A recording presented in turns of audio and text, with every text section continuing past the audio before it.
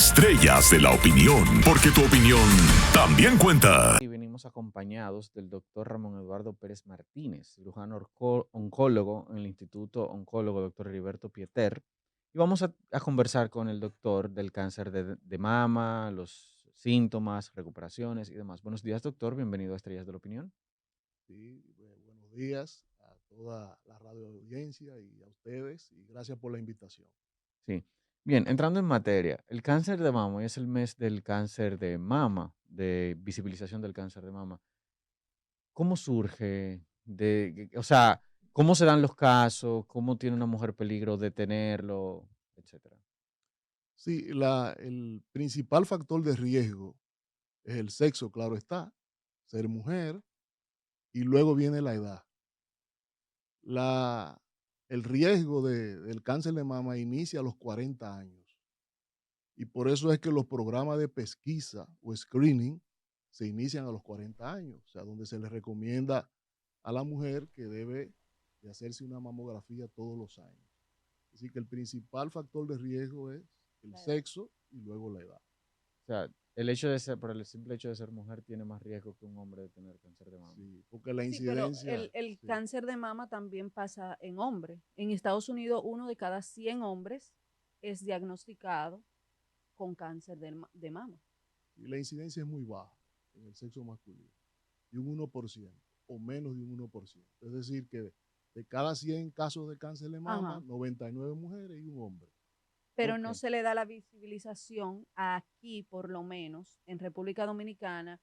Siempre vemos campañas, incluso la que hace el gobierno, siempre son dirigidas a las mujeres y los hombres muchas veces no tienen idea alguna de que también pueden padecer de cáncer de mama. Así es. Generalmente se enfoca en el sexo femenino y probablemente es porque es el sexo que es mayormente afectado. No hay ningún programa a nivel mundial de pesquisa o screening con el sexo masculino. Entonces, si a un O hombre sea, le no da, hay, se no jodió. hay, no. O sea, no hay que usted tiene que ir todos los años, hacerse un chequeo de sus mamas. No. O sea, Entonces, no hay. Pero tampoco hay aunque, información que den los doctores a que, mira, los hombres también pueden tener cáncer de a ver, mama. para entrar en contexto, en términos de número, en la actualidad, ¿cuántas mujeres están diagnosticadas con cáncer de mama? ¿Tiene ese dato? En A República nivel Dominicana, sí, a nivel Nacional. nacional. mira, ¿de dónde nosotros nos nutrimos? Hace poco que aquí no había un registro nacional de cáncer. Ok. No había y yo fui pasado presidente de la Sociedad de Oncología, de la Sociedad de Cirugía Oncológica, y siempre tratamos de que eso se resolviera. Hace como 1 o 2 años ya el gobierno, a través de una ley, abrió un registro nacional de cáncer, pero que todavía no hay estadísticas. Entonces, generalmente las estadísticas que usamos son las del registro hospitalario de tumores Ok. del Instituto de Oncología, doctor Heriberto Pito. Generalmente, aquí se diagnostican entre 500 y 600 casos, o se manejan en el Heriberto Peter, unos 600 y tantos casos de cáncer de mama. Ok. Revisando las estadísticas de la Organización Mundial de la Salud, específicamente el Observatorio de Cáncer o GloboCan, si ustedes entran a la página de GloboCan, se van a encontrar que las últimas estadísticas son del 2020, o sea, de hace 2 años. Ok. Y se diagnosticaron unos 3,000 y tantos casos de cáncer de mama en el país, En República según esas Dominicana. estadísticas. Ok. Ok, entonces, en proporción, tendríamos que al menos 30 hombres pueden haber estado incluidos en base Así al es. menos 30 hombres. Entonces, 30 de 3.000, 10.000 es 0 punto y pico, pero igual, 0.0000000.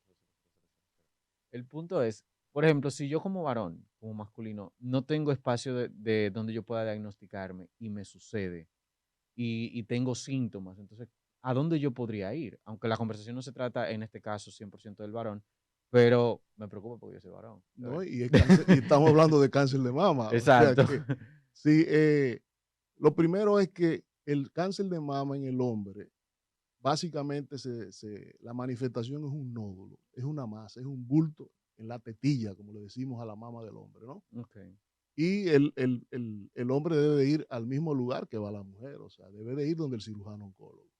ok, O sea, ese es el especialista por donde se entra al mundo del tratamiento y el diagnóstico del cáncer de mama, el cirujano oncólogo. Ok, y otros factores de riesgo que tiene la mujer, porque al final es 99 de 100, que tiene la mujer para que pueda tener un diagnóstico de cáncer de mama, Bueno, ya hablamos del sexo, del hablamos sexo, de sí. la edad. Entonces hay factores de riesgo que son modificables y otros que no son modificables. Por ejemplo, Ujú. factores de riesgo que no son modificables. Tenemos la primera menstruación antes de los 12 años. O sea, Mm, cuando una mujer ve su primera menstruación antes de los 12 años, eso ya es un factor de riesgo. Cuando tenemos una mujer con una menopausia tardía, es decir, una mujer que todavía a los 55, 56 años está viendo su menstruación, eso es un factor de riesgo. Es un factor de riesgo embarazarse después de los 30 años de edad. Dígalo de nuevo, por favor. Sí, dígalo de Dígalo de nuevo, nuevo, porque por favor. aquí hay un grupo de mujeres que nos siguen que cada vez que uno dice esto, de que después de los 30 años el embarazo es más riesgoso, se sienten mal y te pelean y te dicen, no, yo estoy joven. Sí, estás joven, pero tienes más riesgo. Sí. Así es, riesgo en tu embarazo y también riesgo porque te aumenta, valga la redundancia, el riesgo de un cáncer de mama. Otro factor de riesgo que es la nuliparidad. Si la Nuliparidad. mujer que no ha tenido hijos, la mujer que no se ha embarazado, porque el embarazo protege a la mujer contra el cáncer de mama, Atención feministas. Ok, el embarazo protege a la mujer contra el cáncer. contra el cáncer de mama. Explíquenos un poquito, por favor. Sí, lo que pasa es que cuando la mujer se embaraza, se produce una serie de cambios a nivel de la estructura anatómica o de los tejidos de la glándula mamaria. Ok. Y el problema del cáncer de mama, hace poco tuve un programa y me hicieron esa pregunta, es que la mama es un órgano que tiene muchos cambios, porque tiene mucha influencia hormonal. Por ejemplo, cuando una mujer está esperando su menstruación, se producen cambios en la glándula mamaria. Por eso hay Cuando le mujeres que Por llega eso, la crecen los senos cuando menstruación, le y llega la duele. cuando menstruación le y llega la duele. menstruación, también se producen otros cambios. Y cuando desaparece la menstruación, también hay cambios. Entonces es Mm, un órgano que está en constante cambio y en uno de esos procesos de cambio puede que se produzca una mutación genética que produzca un crecimiento o una proliferación de células descontrolada y entonces se forma un tumor maligno. Entonces, Sabemos que las mujeres que tienen antecedentes familiares de cáncer de mama tienen más riesgo. Esto se lo dicen, por ejemplo, si yo voy con mi mamá y mi mamá sale positivo a cáncer de mama, me tratan de una manera diferente a mí, me dan una charla a mí como mujer y como hija de ella, de que mis probabilidades de tener cáncer de mama son más altas que la de cualquier persona normal. Sí, porque por ejemplo, cuando el paciente llega por primera vez, lo que se le hace de entrada es una historia clínica. En esa historia clínica, toda esa información que yo he dado, uno debe de hacérsela. ¿Por qué? Porque tú tienes que estratificar a la mujer desde el punto de vista de riesgo. O sea, hay mujeres de bajo riesgo y hay mujeres de alto riesgo.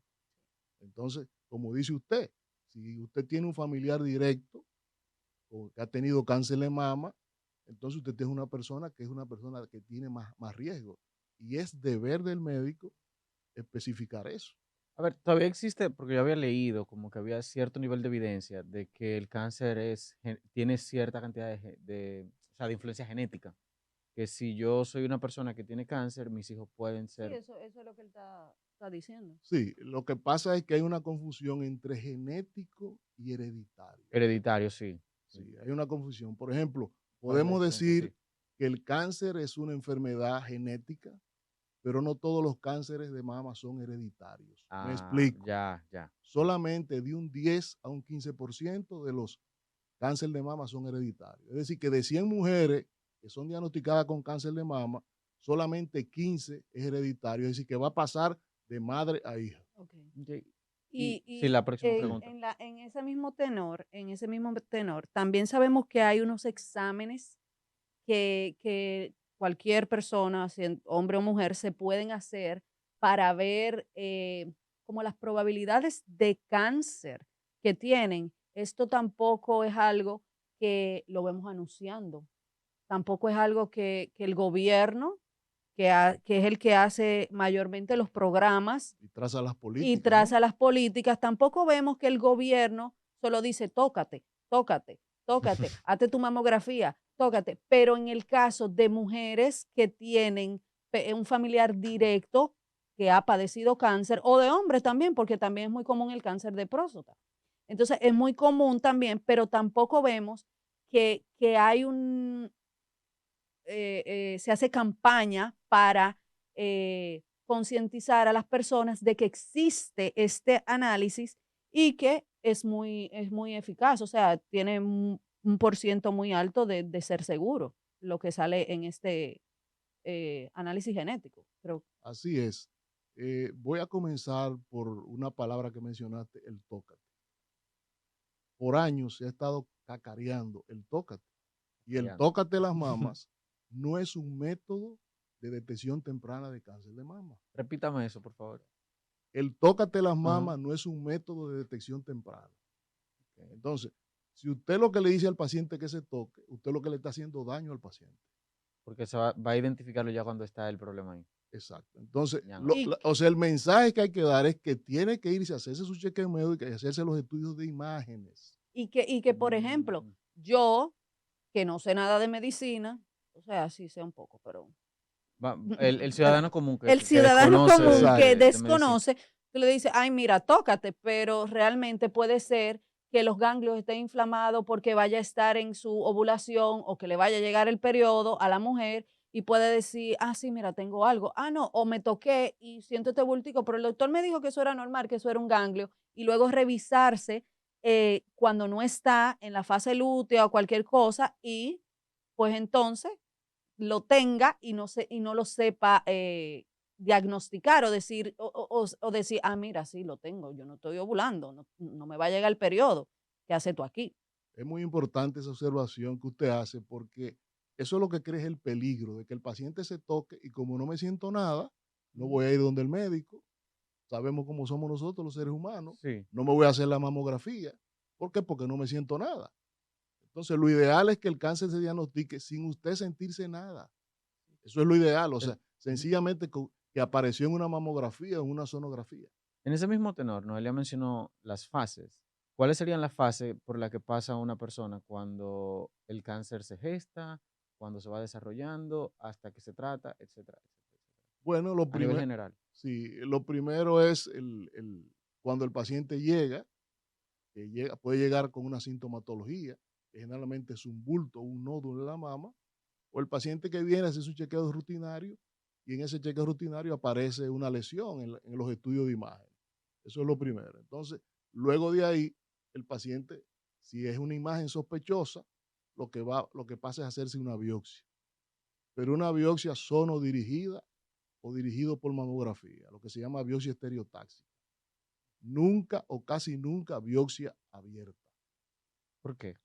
Por la siguiente razón. Porque no se sabe lo que tiene y puede expandir. No solamente eso, sino que cuando tú haces una biopsia abierta y la lesión o el tumor está situado en una zona de la mama que puede lesionar el flujo linfático que va hacia la axila, entonces tú estás condenando a ese paciente a que no se le pueda hacer una biopsia de ganglio centinela. ¿En Que- plátano eso significa? Sí. El ganglio centinela es el primer ganglio que recibe las células malignas en la axila, en la cavidad axilar, de un tumor de mama. Es decir, que si yo te hago una biopsia de ganglio centinela y yo localizo el ganglio, estudio el ganglio y ese ganglio no tiene células malignas, significa que la axila está libre, Por, que no tiene lesión. por casualidad, el ganglio centinela es eso lo que porta las toxinas con el sudor.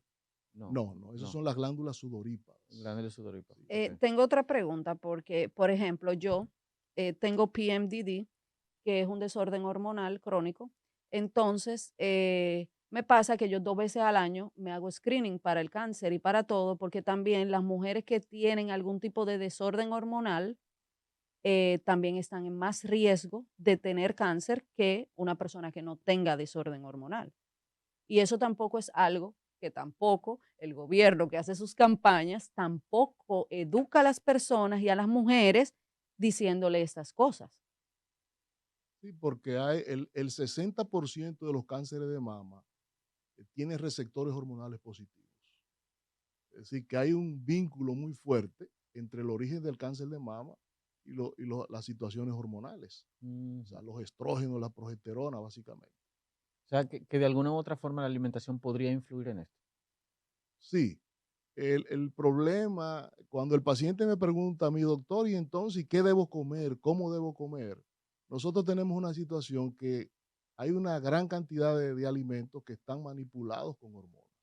Ujú, Entonces, ujú. para hablar de una alimentación sana, tendríamos que hablar de alimentos orgánicos, entre comillas, porque tú vas al supermercado y te dicen orgánico, pero hay un control de calidad. En verdad que eso es orgánico, o sea, O sea, que los alimentos manipulados con hormonas pueden alterar mis hormonas y por consecuencia yo puedo ser más propenso a desarrollar un tipo de así es, cáncer. así es. Incluso Ok. hay sustancias, por ejemplo, los biofenoles que están en los plásticos y todos Sí. usamos el plástico con frecuencia. Y esos biofenoles tienen la característica que cuando entran al cuerpo de nosotros se comportan como si fueran estrógenos. Por ejemplo, le voy a poner What? los botellones de agua. Que cogen Ajá. sol. Mírelo ahí, o sea, Sí, hasta ese, calentar ese, algo en el microondas. claro, ese calor que genera, como dice Noelia, Noelia es, Sí. el calor que está recibiendo del sol de un botellón de agua hace que los biofenoles penetren en el agua y ese es el agua que nosotros no estamos tomando. Entonces, cuando esos biofenoles entran a nuestro cuerpo, se comportan como si fuera estrógeno, tanto en la mujer Como como en en el el hombre. hombre. Entonces, Wow. eso explica muchas cosas. Yo tengo una otra Entonces, por pregunta. eso es que la gente, ¿y por qué que hay tanto cáncer, doctor? Es que el Ahora estilo de utilizamos vida que de ahora, vivimos antes era de vidrio el No, no botellón, era es solamente, diferente diferente, no totalmente. solamente era cáncer, eso diferente. inclusive puede inducir ciertos comportamientos, actitudes y morfología humana. Porque si a un niño le aumenta a una niña le aumenta los estrógenos, la morfología de esa niña puede variar en el tiempo. Y hay otra Y cosa, la por del hombre ejemplo, Y la sobre del hombre todo. también. muchos de los cosméticos que usan las damas tienen biofenoles también. Sí, Sí. gran parte de los O cosméticos. sea que Tengo Muy otra pregunta interesante. porque siempre, o sea, cada cierto tiempo les recuerdo a las madres, no tengo hembras, tengo 2 varones, pero siempre les recuerdo a las madres que desde que le llega su primer periodo a su hija, no importa que sea a los 8, a los 9, a los 10 años, deben de llevarla a un ginecólogo porque es el que se encarga de eso, no es el pediatra. Hay muchas madres que se molestan conmigo, se quillan cuando yo le digo esto, pero es una realidad y es algo que no es común, porque el pediatra casi siempre dice, no, no, pero yo te la atiendo, yo le mando a hacer su hormona, yo le mando a hacer esto, pero no es el doctor que debe de hacer eso, de indicar eso, porque no tiene esa especialidad. Entonces, eh, ahora con el tema, yo sé que estamos hablando del cáncer de mama, pero ahora hay una epidemia, una pandemia global de VPH, BPH. Ya. virus de papiloma humano, Sí, ajá. ok. que en la mujer sobre todo es muy difícil de detectar, es más difícil de detectar que en el hombre. Ya cuando se detecta en la mujer es porque ya está Agresivo. agresivo, que ya está por dentro todo lleno y empieza entonces a salir. Ujú. Sabemos que el VPH hay algunos que causan cáncer. Tampoco vemos que se le da no hay como una campaña igual que la del cáncer de mama con esto, que es muy peligroso, porque yo conozco, o sea, yo conozco personas sin hijos que se han tenido que hacer histerectomías por VPH. Ya, y la pregunta era. No, no, no, que, Yo puedo decir algo, ajá, Sí, abundar un poquito exacto. claro, en claro. ese tema que tú has introducido. Fíjate, hace quizá 15 o 20 años atrás, el cáncer más frecuente en el sexo femenino era el cáncer de cervix uterino. Y el cáncer de cervix uterino está vinculado a las infecciones del virus del papiloma humano. O sea, eh, Ujú. el mayor porcentaje de cáncer de cervix está vinculado a esa patología. Entonces, no sé si es porque el cáncer de mama a través de los años ha tomado la preeminencia o el liderazgo en el sexo femenino, y entonces las autoridades, como dice usted, han descuidado la, la parte de prevención y de orientación a la población del cáncer de cerviuterino, vinculado específicamente a infecciones del VPH. Muy interesante. Quería preguntarle, hay una vacuna que se le pone a los niños antes de que comiencen su vida sexual, Sí. siempre a los 9 y a los 11 años, creo que es el refuerzo, algo así. Eh, ¿Realmente funciona la vacuna? O sea, ¿realmente previene este tipo de cáncer la vacuna de cervix? Sí, yo no soy ginecólogo, lo que soy cirujano oncólogo, pero tengo una visión general. Ha Exacto, habido, por ah, eso le pregunto, sí, porque como usted ve pacientes con cáncer, puede ser que, mira, yo tengo 10 de los pacientes que vienen aquí, se vacunaron contra el papiloma y están aquí, tienen cáncer. por ejemplo, yo no me dedico a cáncer de cervix, Ok, porque eso ya pertenece a ginecología oncológica, ok, pero ha habido ciertas discrepancias con las diferentes vacunas que hay para evitar el virus del papiloma humano, pero al final creo que es más el beneficio el de vacunarse que el de no vacunarse. ok. Incluso ya hay algunas guías que están recomendando que aunque ya el paciente haya tenido relaciones sexuales, que La se ponga su vacuna. vacuna. Por ejemplo, en la parte urológica del sexo masculino del hombre, se recomienda que no importa que la edad que tú tengas, 30 años, te ponga la vacuna, porque como quiera va a ser más beneficioso. Yo Ok. tengo mis reservas con la vacuna, pero eso no es el tema. Sí, yo también, yo tengo un hijo de 9 años, ya le toca la vacuna y no se la he puesto. Pero Entonces, a todos los médicos que le puedo preguntar esto, se lo pregunto a ver qué decido. a ver, siempre se habla de lo grim, de lo negativo y de lo malo del proceso de cáncer de mama, pero ¿cuál es la tasa de recuperación que tiene y la posibilidad que tiene una mujer de ser tratada en República Dominicana con tanto la campaña como el abordaje mediático y económico que tiene este tipo de cáncer? Bueno, nosotros tenemos una seguridad social que hasta hace poco cubría 1 millón de pesos anuales en los pacientes oncológicos. Eso se ha mejorado. Yo creo que los pacientes oncológicos tienen una buena atención aquí en el país. El problema va a depender de en qué etapa de la enfermedad llegue el paciente, porque si llega a una etapa avanzada o localmente avanzada, que generalmente es el 40% que llega así, entonces eso sí ya va a ir en detrimento del costo de la enfermedad. O sea, va a ser más costosa la enfermedad. Mientras más temprano llegue el paciente donde nosotros, le va mejor al paciente en cuanto a su sobrevida, pero además le va a salir menos costosa la enfermedad al paciente, a la familia y al Estado, es decir, al sistema. Ok, Ahora pero que ¿y usted la tasa de menciona, recuperación? O sea, digamos que de las 3.000 personas diagnosticadas anualmente, ¿cuántas mujeres logran recuperarse? Eso depende Depende, es del muy variable. estadio. Por ejemplo, un paciente con un estadio 1 es un paciente que el 95% está vivo a los 5 años, o sea, que es una excelente sobrevida. Por ejemplo, pero ya un paciente que viene con una enfermedad metastásica o localmente avanzado, por ejemplo, una enfermedad ya metastásica, un paciente con una enfermedad diseminada, Metastásico para los sí, desconocedores, ¿qué es? eso significa que ya el tumor no está en la mama, puede estar en el hígado, puede estar en Ok, el se pulmón, en el regó cerebro, se regó, como se dice regó, la exacto. gente Sí. En de plátano se manera regó. en popular, plátano. exacto. Ya ese es un paciente que, por ejemplo, su sobrevida puede ser, están vivos el 30 o el 40% a los 5 años. Ok. Eh, en ese mismo tenor, usted mencionó al Estado. Hace unos días la diputada Juliana O'Neill denunció que los pacientes de cáncer, las pacientes con cáncer de mama, están recibiendo medicamentos sustitutos que no son los que indica el oncólogo. ¿Nos puede dar una pincelada si esto es así? ¿Le ha ocurrido a usted que esas personas que están en alto costo deben de tomarse X medicina y el Estado le suple otra que quizás, entre comillas, sea lo mismo, pero sabemos que no es lo mismo, porque sabemos los diferentes laboratorios y que algunos no son muy serios y que la concentración y los miligramos no realmente son lo que tienen la pastilla, la medicina. Sí, eso se trata de la molécula original y de los medicamentos que son genéricos. O sea, yo creo que es un tema muy serio. Es un tema muy serio porque tú no le puedes dar a un paciente un fármaco que no le va a resolver su problema.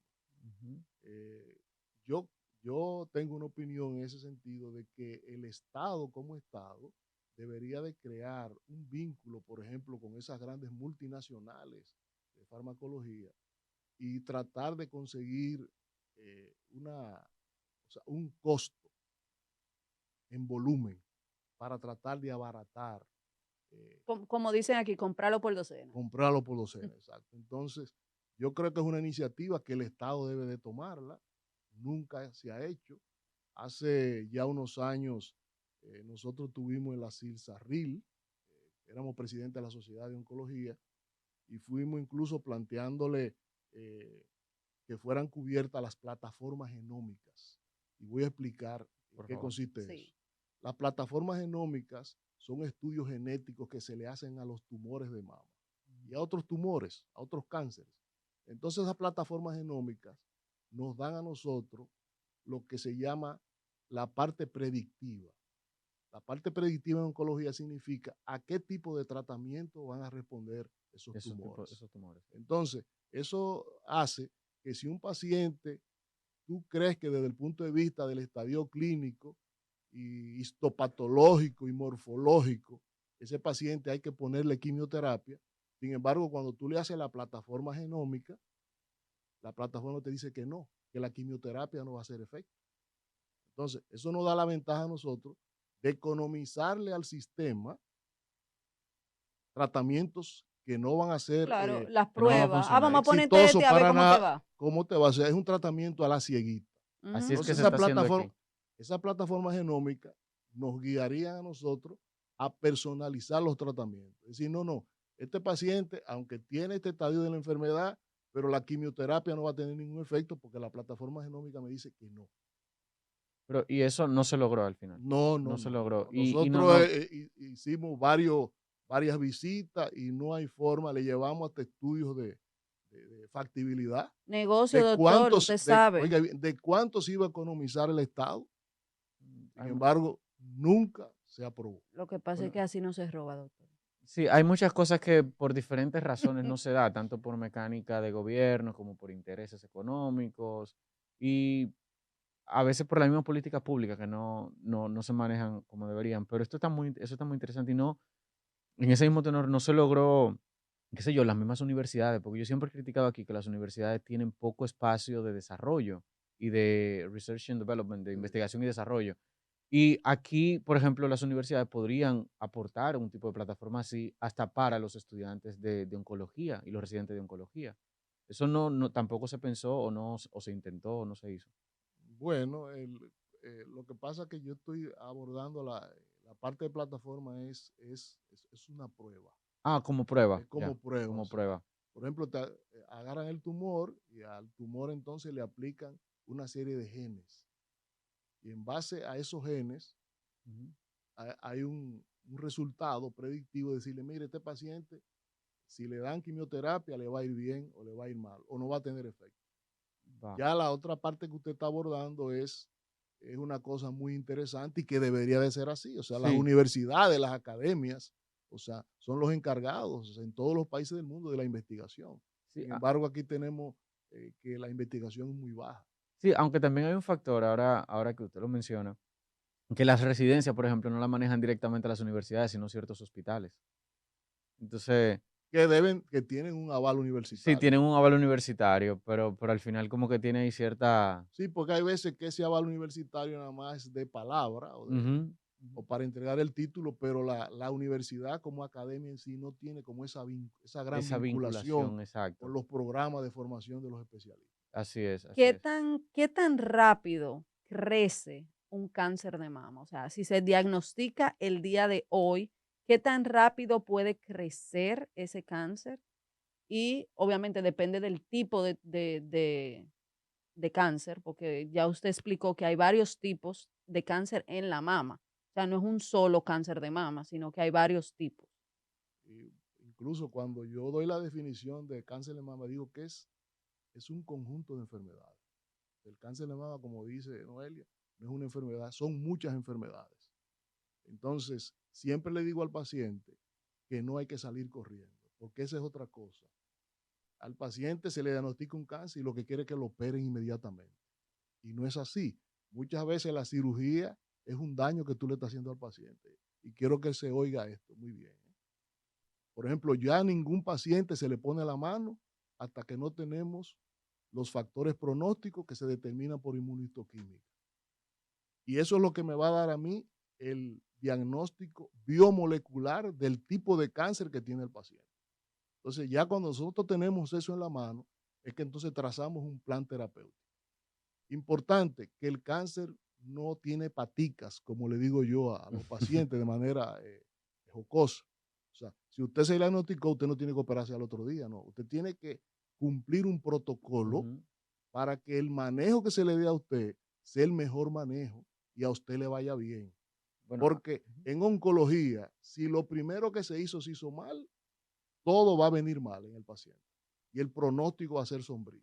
y que hay un factor emocional también. Cuando una persona le diagnostican cáncer, automáticamente asume que morirá por cómo se ha mostrado este tipo de enfermedad o de diagnóstico, y la gente se asusta, obviamente. La gente se Sí, asusta. por eso es deber de nosotros los profesionales darle información al paciente. Claro. Sí, Lo más importante es tú darle información, porque el no tener información, eso crea mucha ansiedad. sí, crea mucha Ya, ansiedad. como dice usted, o sea, ya tenemos este diagnóstico, que es un diagnóstico sombrío, entre comillas, que se vincula a funeraria, como digo yo, cuando le doy Exacto, clase a los estudiantes. Pero ya no siempre es así. exacto, ya no Tenemos siempre es así. pacientes que han superado la enfermedad y están llevando una vida normal. Entonces, dos últimas preguntas de mi parte. Los implantes en las mujeres, ¿esto tiene algún tipo de factor de riesgo al cáncer de mama? Y cuando me conteste esa, le hago la otra. No, para nada. O sea, los implantes no están vinculados al cáncer de mama, para nada. Ha habido, sí, dos tumores que no son tumores típicos de la mama, que son un tipo de linfoma. Ujú. Y hace poco, hace como un mes, la FDA dio una alerta de que se habían presentado 20 casos de carcinomas epidermoides vinculados a los implantes. Pero era un tipo de plástico, si no me equivoco. A un Eh, tipo de implante. Generalmente implantes que son que no son lisos, Ujú. sino microtexturizados y, y son muy pocos casos a nivel Mm, mundial. O Ok. sea, los linfomas generalmente son, creo que hay todavía menos de 2.000 casos a nivel mundial Bueno, y son casos que se manejan de manera local con cirugía, ni siquiera hay que darle quimioterapia al paciente ni nada de eso. O sea, todavía no podemos decir a la mujer que no se ponga implante no, claro que no, Ok. y pero que los implantes están vinculados al cáncer de hay un mama. factor con la ciencia, y es que a medida que el volumen aumenta, es que se van determinando los casos. Entonces, si ya hay casos, hay cierto nivelcito Es hay deber, algo a considerar más bien. exacto, es deber del médico cuando va a hacer una reconstrucción mamaria o cuando una paciente desde el punto de vista estético se va a poner implante, de darles información al Sí, sí, de paciente darles Claro. y que el información. paciente la asimile y que tome su decisión. Exacto, eso, ahí era donde quería aterrizar. Y la otra pregunta es, con las histerectomías, o sea, ¿eso también puede tener algún tipo de factor de riesgo? No, no hay No, ningún vínculo, no, con la tampoco. histerectomía, No existe ningún vínculo. ¿No hay alguna pregunta? no. ¿Te acordaste que tú tienes una? Sí, sí, me acordé que hace pocos días cumplí un año de ser histerectomizada. Eso suena Eh, como que te hicieron un androide o algo así. no. ¿Cuánto tiempo puede vivir una persona que es diagnosticado con cáncer de mama sin tratamiento? Yo sé que eso va a depender en qué grado está el cáncer y si ha hecho metástasis o no, pero en un caso de cáncer de mama simple, solo sin hacer metástasis ni nada, grado 2, ¿cuánto tiempo más o menos puede vivir esa persona si decide, no, yo no me voy a dar ningún tratamiento porque si yo me voy a morir, yo quiero morirme bien y no darme ningún tratamiento. Es importante qué tipo de tratamiento.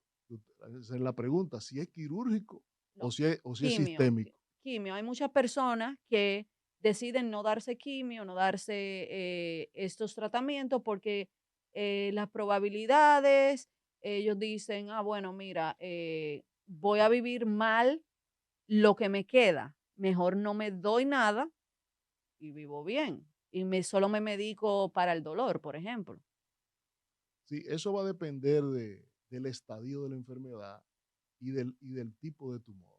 Porque como dije, hay diferentes tipos de tumores de mama. Por ejemplo, el tumor más agresivo que tenemos en la mama es el triple negativo. Entonces, los triple negativos son tumores que les gustan las metástasis viscerales.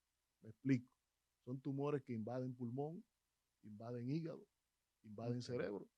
Entonces, ese es un paciente que si rechaza el tratamiento sistémico tiene un alto riesgo de morir por la enfermedad. Y generalmente los problemas de los triple negativos es que las recurrencias es antes de los 2 años, entre 2 y 3 años. Es decir, que ese es un paciente que si no se da tratamiento, probablemente te dure sano 2 o 3 años. Ahora, a partir de ahí, y eso es incierto. Wow, muy lamentable. Doctor, ¿una palabra final? No, lo primero agradecerle a ustedes, agradecerle a Mafre por traerme aquí esta mañana y darme la oportunidad de orientar a la población. Recordarle que es importante que toda mujer a los 24 años de edad o 25 años de edad debe de visitar el cirujano oncólogo y hacerse una evaluación de sus mamas Voy para allá. a los 24 o 25 años de edad y que a partir de ahí, si no hay familiares con cáncer de mama, podría hacerse chequeo cada 2 años o cada 3 años. A partir de los 40 años debe hacerse una mamografía todos los años que puede ser complementada con otro estudio como es la sonografía. Y recordar que lo más importante es el chequeo con su médico y los estudios de imágenes.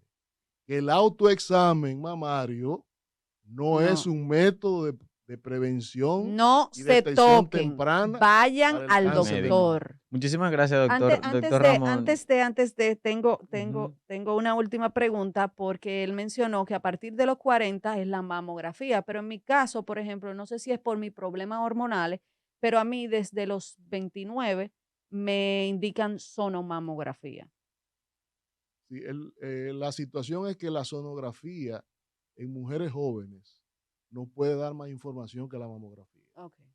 Porque la mama de la mujer joven es muy densa.